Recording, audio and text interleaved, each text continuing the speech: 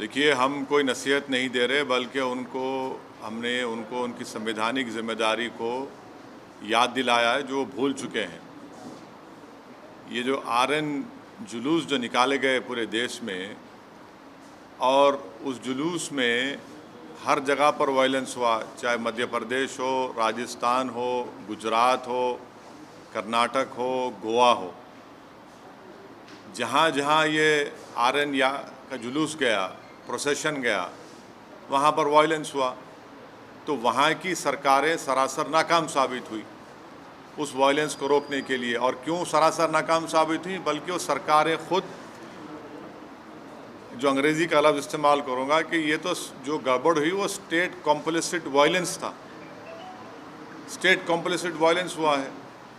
और आप दंगाइयों को दंगा करने से रोक नहीं सकते।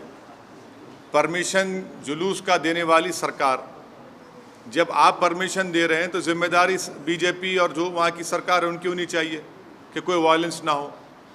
तो जो भी वायलेंस हुआ आरएन यात्रा या जुलूस में, वो स्टेट कॉम्प्लिसिट वायलेंस है।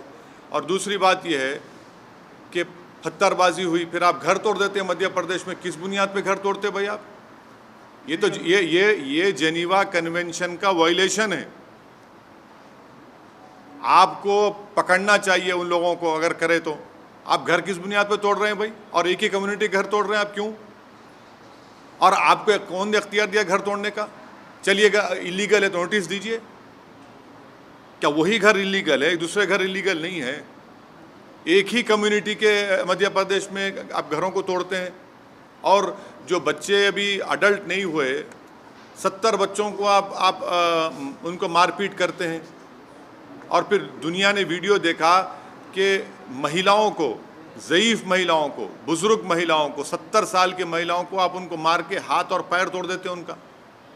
पुलिस तोड़ती है उनका, मध्य प्रदेश की पुलिस। ये आप काम कर रहे हैं। राजस्थान में हुआ, क्या कर राजस्थान कांग्रेस सरकार? भाई आपकी सरकार ने उनको परमिशन दिया। जब परमिशन आप देते हैं तो कैसा वायलेंस होता है फिर? घर जलाए जाते हैं, वहाँ पर दुकानें जलाई जाती हैं, टारगेटेड घर जलाए जाते हैं राजस्थान में, कर्नाटक में होता है ये। तो ये पूरे कंट्री में इतने 6-7 प्रदेशों में अगर हो रहा है, तो ये देखिए, ये एक ऐसा नहीं है, पूरा प्लानिंग से हो रहा है ये। और आप टारगेट कर रहे हैं वो मुस्लिम माइनॉरिटीज़ को। सिर्फ क्यों कर रहे हैं भाई मुस्लिम टारगेट? आप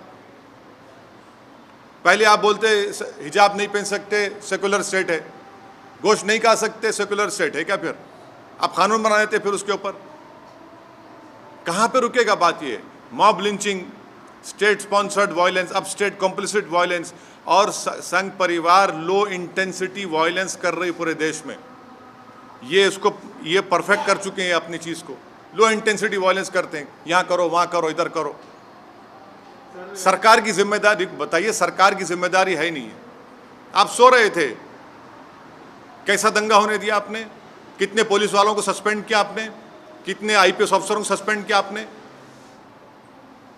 इससे बात साबित हो रही कि आपकी पूरी रजामंदी से, जिसको हमने कहा अंग्रेजी का लफ्ज़ स्टेट कॉम्प्लिसिट वायलेंस है। बिहार में होता है, हमारे खिलाफ बातें करते हैं, बकवास करते हैं। कैसे मस्जिद के ऊपर जाकर झंडा लगाते हैं भाई? आप बताइए, कैसे लगाते हैं कोई भी?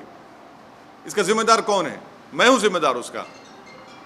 तो ये सब चीजें हो रही हैं। सर, करौली में बीजेपी को अरेस्ट करने की एक्सोडस हो रहा है हिंदूज का, और कोई पुलिस वाला कुछ बोल रहा है कि मतलब सर वहाँ पुलिस वाला एडमिट करें कि कैमरा पे गवर्नमेंट का फेलियर होता है इसके। राजस्थान करौली में जो कुछ हुआ, मध्य प्रदेश में जो कुछ हुआ, गुजरात में आनंद, हिम्मतनगर, खंभाट में जो कुछ हुआ, कर्नाटक में जो कुछ हुआ, गोवा में जो कुछ हुआ, वहाँ की सरकारों की रजामंदी से ये स्टेट कॉम्प्लिसिट वायलेंस हो रहा है। और टारगेट पे कौन है? कौन उस प्रोसेशन का परमिशन देता है? सरकार देती है। तो सरकार जब देती है तो सरकार कैसे वायलेंस होने देती है वहाँ पर? और फिर मध्य प्रदेश में, राजस्थान में घर जलाए जाते हैं, दुकानें जलाई जाती हैं, और मध्य प्रदेश घर तोड़ते हैं। किस बुनियाद पे घर तोड़ेंगे भाई आप? कौन से कानून तहत तोड़ रहे हैं आप? बताओ, कानून बताओ हमको। और आप मासूम बच्चों को 13-14 साल के बच्चों को पकड़ के पीटते हैं, मारते हैं, रोड पर लिटाकर उनको। सर ये बताइए, रामनवमी के दिन जेएनयू में एक ये मटन नहीं खाना या नॉनवेज नहीं, आस्था के लिए आस्था मेरी आस्था नहीं है क्या? मेरी आस्था भी है हिजाब पहनना, मेरी आस्था नहीं है। तो आप एक काम करिए ना, फिर जितना एक्सपोर्ट होता है गोश्त उस दौरान में बैन करिए इंडिया में।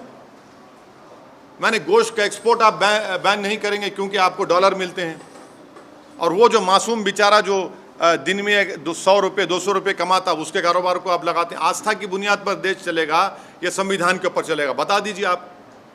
फिर मेरी आस्था क्या क्या होगा बताइए?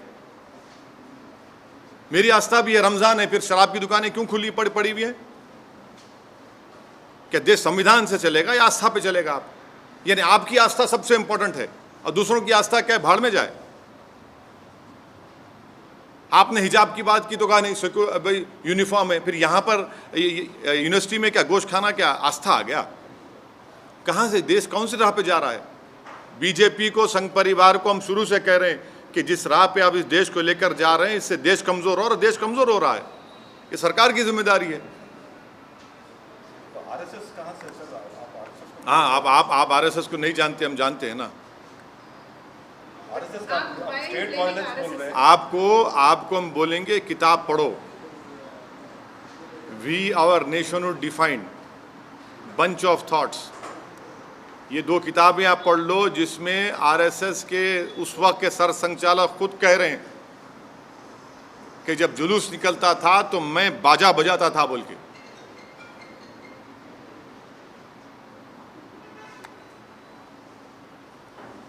सर, पाकिस्तान में सत्ता परिवर्तन हुआ है, जो नए वज़ीर आला बने हैं वहाँ, वज़ीर आज़म, उन्होंने कश्मीर का राग अलापा है, क्या कहेंगे? अभी ये तो भारत सरकार को जवाब देना चाहिए उनका। भारत सरकार उनका जवाब दिए, प्रधानमंत्री तो मुबारकबाद पेश कर दी उनको।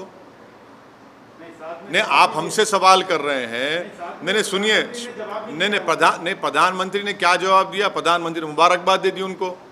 देश के प्रधानमंत्री को मुबारकबाद दिए हैं उनको। नहीं प्रधानमंत्री ने उनको मुबारकबाद दी है और कहा कि भाई इस खित्ते की अमन के लिए हमको अमन को बरकरार रखना चाहिए, टेररिज्म ख़त्म करना चाहिए। अब देश के प्रधानमंत्री मुबारकबाद दे रहे हैं तो ओवैसी से क्यों सवाल किया जा रहा है? आप कश्मीर से हमसे सवाल क्यों करते हैं? प्रधानमंत्री से भी करिए। अरे हाँ, जब नहीं देश के प्रधानमंत्री जब मुबारकबाद दे रहे हैं शहबाज शरीफ को, तो ओवैसी को क्यों घसीट रहे हैं इसमें आप? सर लेकिन इमरान खान ने भी अपने फॉरेन पॉलिसी को देश के प्रधानमंत्री ने शहबाज शरीफ को, सुनिए, देश के प्रधानमंत्री ने शहबाज शरीफ को मुबारकबाद दी है। देश के प्रधानमंत्री ने जब शहबाज शरीफ के बड़े भाई नवाज शरीफ प्रधानमंत्री थे उस मुल्क के, तो अफ़गानिस्तान से अचानक जब उन्होंने देखा कि शहबाज शरीफ के घर में लाइट दिख रही तो उन्होंने उतर गए, वहाँ पर दावत में चले गए बिन बुलाए मेहमान बनकर। हैं, हमको क्यों बोल रहे हैं? फिर उसके बाद पठानकोट हुआ, आप प्रधानमंत्री से पूछिए, वो मुबारकबाद दिए हैं। फॉरेन पॉलिसी नहीं, लेकिन अरे हम प्रधानमंत्री ने जो मुबारकबाद दी है शहबाज शरीफ को, असदुद्दीन ओवैसी को क्यों पूछ रहे हैं आप? प्रधानमंत्री चीन के ऊपर नहीं बोलते। प्रधानमंत्री चीन का नाम लेने से डरते हैं। प्रधानमंत्री वो इलाकों में जहां पर आज हम पेट्रोलिंग नहीं कर सकते, उन हिस्सों में जो भारत का हिस्सा पे चीन बैठा हुआ है, डेप्सांग में क्या हो रहा है, हॉट स्प्रिंग में क्या हो रहा है, डेमचौक में क्या हो रहा है, प्रधानमंत्री बोलते ही नहीं है। और मैं प्रधानमंत्री से कह रहा हूं कि हम इनकी खामोशी से ऐसा लग रहा है कि कहीं सियाचिन हमारे हाथ से चीन ना छीन ले।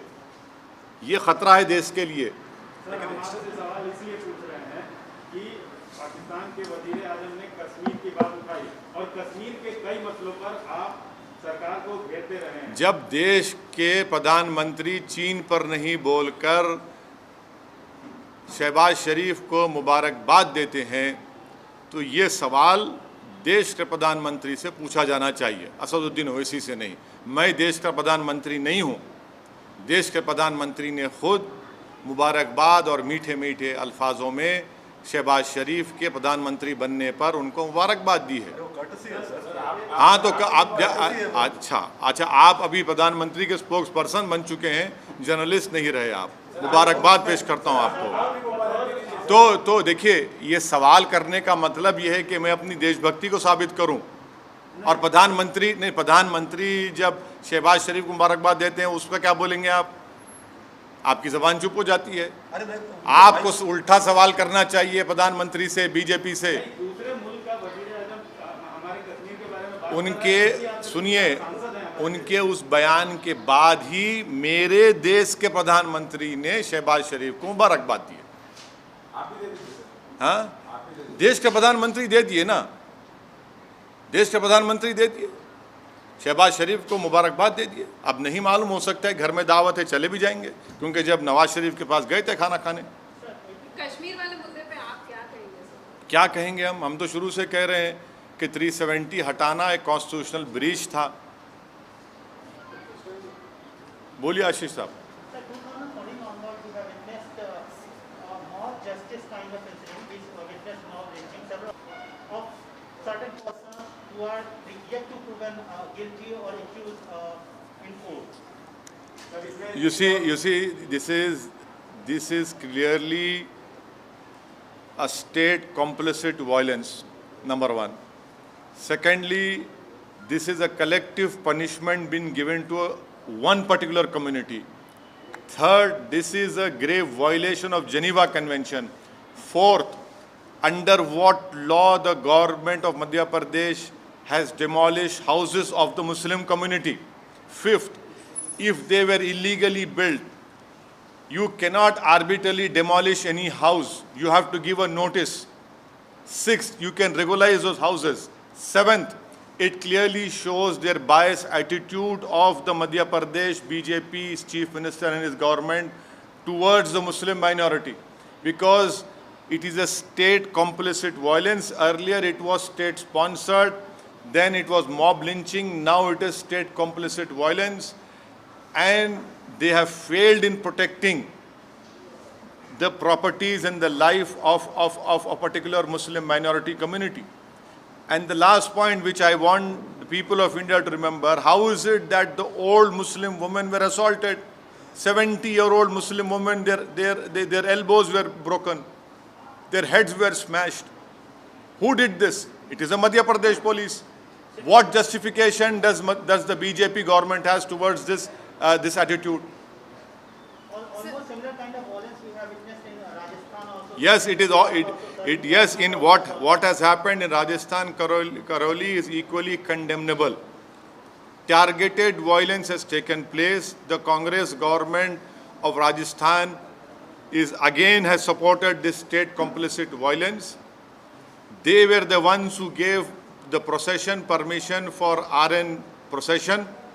It is their responsibility, constitutional responsibility, to protect life and limb and to maintain peace, which the Congress government has utterly failed.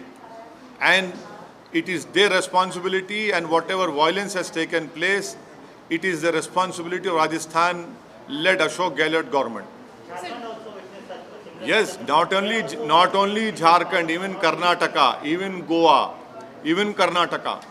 This RN procession permissions were given by the respective state governments, and they have utterly failed in controlling and stopping this violence. There are certain states where we are expecting those states are going for assembly polls. That is not the issue. The issue is that you have to discharge your constitutional responsibility, which these respective state governments have completely failed. This is what I call state complicit violence. And once again, the Muslim community has been targeted in what happened in all these states in this RN procession. सर, शिवराज सिंह चौहान ने bulldozers चलवाए, आप कह रहे हैं Muslim community को target कर रहे हो क्या? बिल्कुल। कौन से कानून के तहत आप बुलडोजर चला रहे हैं बताइए? इलीगल कब्जा था तो आप नोटिस क्यों नहीं देते? क्या इलीगल कब्जा सिर्फ मुसलमानों का है, दूसरे लोगों का इलीगल कब्जा नहीं है? बड़े बड़े जो बिल्डिंग खड़ी हुई हैं, चाहे किसी भी हो, उसका नहीं है। अगर आप इलीगल है तो आप नोटिस दो उनको, या रेगुलाइज करो उनको। एक गरीब का टीन का शेड तोड़कर आपको कौन सी खुशी मिल रही है? ये तो सैडिस्टिक प्लेजर ले रहे हैं आप इन चीज़ों को कर कर, आप मॉब रूल कर रहे हैं आप। BJP is calling it as exodus. What do you want to say? BJP Which, is calling it as an where, exodus. Rajasthan. Rajasthan and what happened to the violence? If exodus is happening, then what is the Congress-led Ashok Gehlot government doing? How is it that targeted shops were targeted and they were burned? I can show you videos of targeted burning of shops in Rajasthan, Karoli. It is that government has failed in controlling the violence, and the Sangh Parivar has mastered this art of low intensity violence.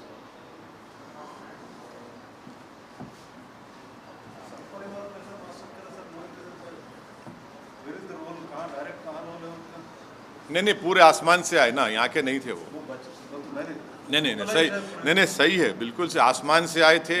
और जो videos जो आ रहे हैं उनके नारों के, उनके provocative बकवास के, एक जगह भी लोकलाइज जो भी थे वहाँ पे लोकलाइज क्यों? हाँ, और बिहार में मुजफ्फरनगर में वहाँ पर मस्जिद के ऊपर झंडा लगाना, RSS वाला था सर वो। बिल्कुल। कौन रहते फिर वो लोग? कौन है? संघ परिवार। देखिए, वो संघ परिवार के लोग हैं, नहीं है। आप तो नहीं ना संघ परिवार के। सर, आप RSS को क्यों संघ परिवार के लोग इस देश में लो इंटेंसिटी वायलेंस करने के लोग मास्टरी हासिल कर चुके हैं। कैसे कोई जुलूस के दौरान में मस्जिद के ऊपर झंडा लगा सकता है? पुलिस क्यों खामोश बैठी थी? क्या हम नहीं देख रहे कि आप हिजाब शुरू होता, कभी गोश्त शुरू होता, कभी दिल्ली का राइट होता, कभी मॉब लिंचिंग होती है? क्या हो रहा है फिर ये? इनका फायदा क्या होता है सर? लोग ये बहुत अच्छा हेट्रेड है। हेट्रेड आप पैदा कर रहे हैं इस देश के नागरिकों के खिलाफ, जो एक मजहब पे चलने वाले हैं। आप उनके खिलाफ हेट्रेड पैदा कर रहे हैं। सर उत्तर प्रदेश में जैसे बुलडोजर हिट हुआ, तो ये मध्य प्रदेश में जो बुलडोजर चला, आपको लग रहा है कि इसका विस्तार है? बुलडोजर का जो कॉन्सेप्ट बना है नया, उसका विस्तार हो रहा है? अगर आप किसी का भी घर तोड़ रहे हैं बगैर नोटिस दिए, तो वो नंबर 1 एक कलेक्टिव पनिशमेंट है कम्युनिटी के खिलाफ। सेकेंडली, अगर वो इलीगल तरीके से बनाया गया तो नोटिस देने का ये प्रिंसिपल्स ऑफ नेचुरल जस्टिस के खिलाफ है कि बगैर नोटिस दिए उसको तोड़ रहे हैं। थर्डली, आप वायलेंस को रोकते नहीं हैं, आपकी नाक के नीचे वायलेंस होता है और उसके बाद आप ये सब तमाशे करते हैं। तो ये घर को तोड़ना कौन से कानून के तोड़ रहे हैं घर? बताइए आप। नहीं, मैं दूसरा नहीं, मैं आपको कानून की, संविधान की बात कर रहा हूँ। आप कौन से कानून के घर को तोड़ रहे हैं? बताइए हमको। बगैर नोटिस दिए आप, ये तो जेनीवा कन्वेंशन के खिलाफ है। वो आपकी बात सही है सर। नहीं, मैं सही बोलता हूँ ना, गलत कब बोला हूँ मैं? वो एक मानसिकता जो जैसे बुलडोजर जो यूपी चुनाव में हिट हुआ, तो एक तरह से अप्रूवल मिल गया कि हाँ इस तरह से मध्य प्रदेश में आप जो आरएन प्रोसेशन में जो वायलेंस हुआ उसी पर स्टिक करिए। मध्य प्रदेश में जो घर तोड़े गए मुस्लिम समाज के, वो कौन से कानून के तहत शिवराज सिंह चौहान बीजेपी ने तोड़े? बताओ हमको। आपने क्यों परमिशन दिया जब आप वायलेंस को कंट्रोल नहीं कर सकते? अगर वो इलीगल थे तो नोटिस क्यों नहीं देते आप अपनी नाकामी को छुपाने के लिए, आप अपने स्टेट कॉम्प्लिसिट वायलेंस को छुपाने के लिए आप एक कलेक्टिव पनिशमेंट मुस्लिम समुदाय को दे रहे हैं। ये जेनीवा कन्वेंशन के खिलाफ है, ये इंसानियत के खिलाफ है, प्रिंसिपल्स ऑफ नेचुरल जस्टिस के खिलाफ है। इसको हर उस शख्स को जो संविधान पर भरोसा करता, यकीन करता, उसको कंडेम करने की जरूरत है इस हरकत को। आपने मध्य प्रदेश में 70-75 साल की मुस्लिम महिलाओं को सर फोड़े हैं, उनके हाथ पैर तोड़ दिया आपने। 13-14 साल के बच्चों को रोड पर लिटाकर आपने उनको पीटा। ये आपका गवर्नेंस है।